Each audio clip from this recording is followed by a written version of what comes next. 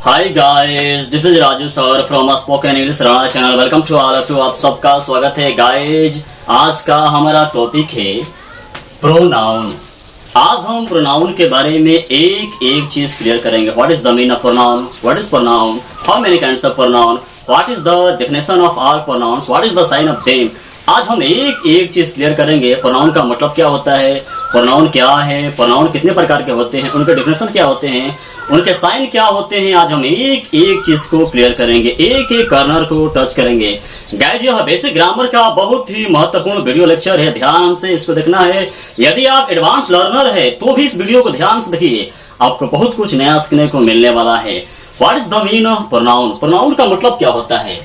Pronoun का मतलब सर्वनाम होता है। व्हाट इज प्रोनाउन, प्रोनाउन क्या है। The word that comes instead of noun is called pronoun. The word that comes instead of noun is called pronoun.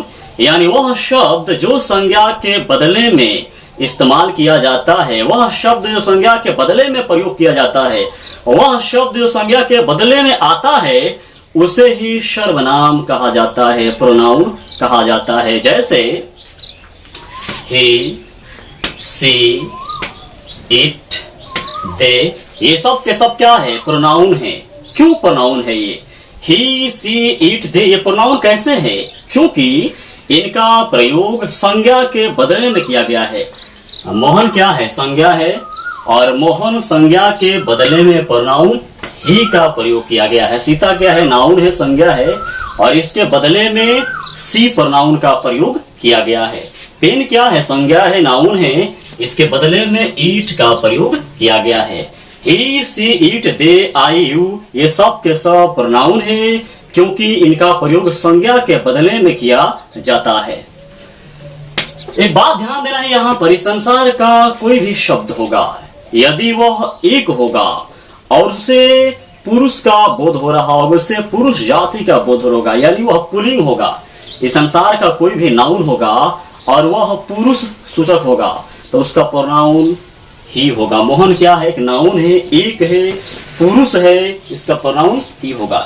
इस संसार का कोई भी नाउन होगा, यदि वह स्त्री सूचक होगा, एक होगा, तो उसका प्रोनाउन सी होगा। यदि संसार का कोई भी शब्द होगा, कोई भी नाउन होगा, यदि वह नपुंसक सूचक होगा, यानी उसे नपुंसक का, निर्जीव का बोध हो रहा होगा, तो उसका प्रोनाउन ईट होगा।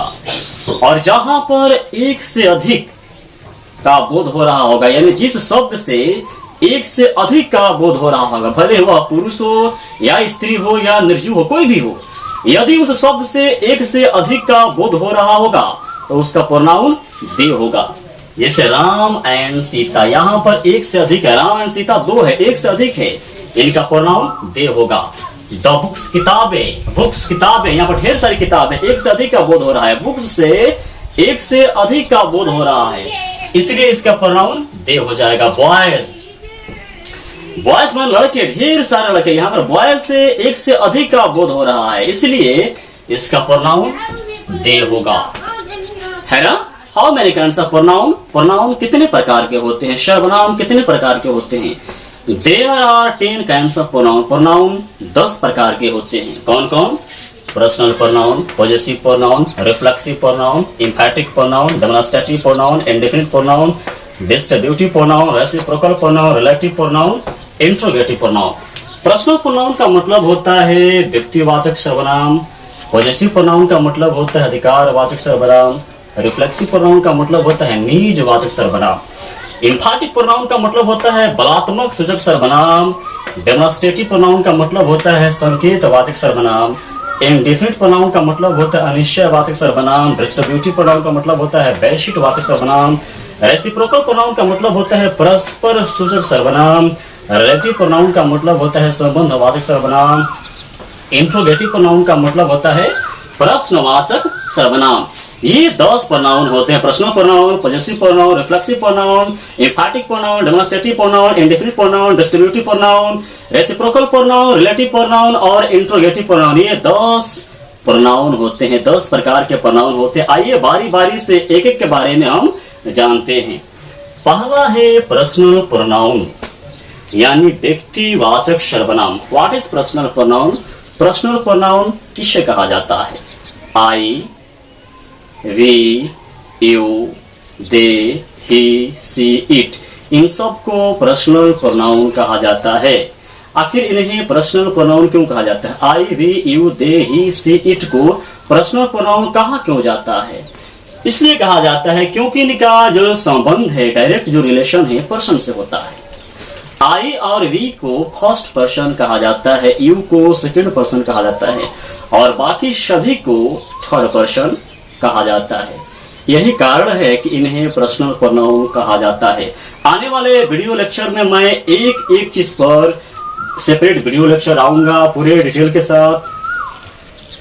दूसरा है पॉजेसिव प्रोनाउन यानी अधिकारवाचक सर्वनाम। पॉजेसिव प्रोनाउन क्या है? What is possessive pronoun? Mine, yours, ours, theirs, his and hers are called possessive pronoun when these are used to show the rights.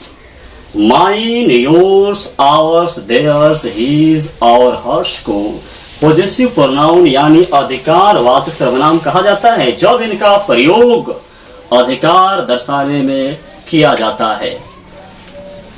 तीसरा है reflexive pronoun. What is reflexive pronoun? My self, yourself, themselves, ourselves, himself, herself and itself are called reflexive pronoun when they are used to force at subject. Myself, yourself, ourselves, themselves, himself, herself और itself को reflexive pronoun कहा जाता है जब इनका प्रयोग कर्ता पर बल देने में किया जाता है। चौथा है एम्फैटिक प्रोनाउन, बलात्मक सूचक सर्वनाम। What is emphatic pronoun? Myself, yourself, themselves, himself, ourselves, herself and itself are called emphatic pronoun when these are used to force at noun.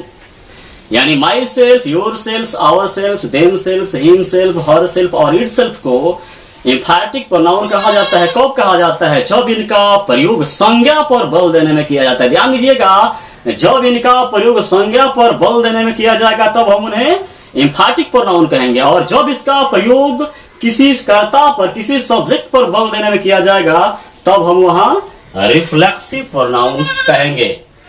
पांचवा है demonstrative pronoun. पांचवा है demonstrative pronoun. What is demonstrative pronoun? These, that, these and those are called demonstrative pronoun when these are used to point out the subject, when these are used to point out the persons or objects. यानी these, that, these और those को demonstrative pronoun कहा जाता है जब इनका प्रयोग किसी व्यक्ति या वस्तु को सूचित करने में किया जाता है। छठवा है indefinite pronoun. What is indefinite pronoun? Everybody, somebody, nobody, anybody, everyone, someone, no one, anyone, something, anything, everything, nothing, all and any are called indefinite pronoun. यानी somebody, everybody, nobody, anybody, someone, no one, everyone, anyone, something, nothing, anything, everything, any और all को indefinite pronoun कहा जाता है जब इनका प्रयोग किसी अनिश्चितता के लिए किया जाता है, अनिश्चित चीजों के लिए किया जाता है जिनके बारे में हम नहीं जानते हैं, बढ़िया से परिचित नहीं होते। जैसे कोई आ रहा है, यहां पर अनिश्चितता की बात है। यहां पर जो कोई है इंडेफिनिट प्रोनाउन है, अनिश्चयवाचक सर्वनाम है। सातवां है डिस्ट्रीब्यूटिव प्रोनाउन, वैशिष्ट्यवाचक सर्वनाम। Each, every, either and neither are called distributive pronoun when they are used as a noun. Each, every, either और neither को distributive pronoun कहा जाता है जब इनका प्रयोग एक संज्ञा के रूप में किया जाता है। आठवां है reciprocal pronoun. What is reciprocal pronoun? Each, other and one another are called reciprocal pronoun. Each, other और one another को reciprocal pronoun कहा जाता है। नौवां है relative pronoun यानी संबंधवाचक सर्वनाम। Relative pronoun. What is relative pronoun? What do you understand by relative pronoun? Who, where, whom, whose, and which are called relative pronoun when these are used to join two sentences and relates among them. यानी who, whom, whose, where और which को relative pronoun कहा जाता है जब इनका प्रयोग दो वाक्यों को जोड़ने में किया जाता है तथा उनके बीच में ये संबंध बताते हैं। 10वां है इंट्रोगेटिव प्रोनाउन यानी प्रश्नवाचक सर्वनाम। What is interrogative pronoun? प्रश्नवाचक सर्वनाम क्या है, किसे कहते हैं प्रश्नवाचक सर्वनाम? What, when, why, where, who, whom, how long and how often are called interrogative pronoun when they are used to ask questions. What, when, where, whom, why, how long, how often और whom को प्रश्नवाचक सर्वनाम यानी interrogative pronoun कहा जाता है जब इनका प्रयोग प्रश्न करने में, प्रश्न पूछने में किया जाता है।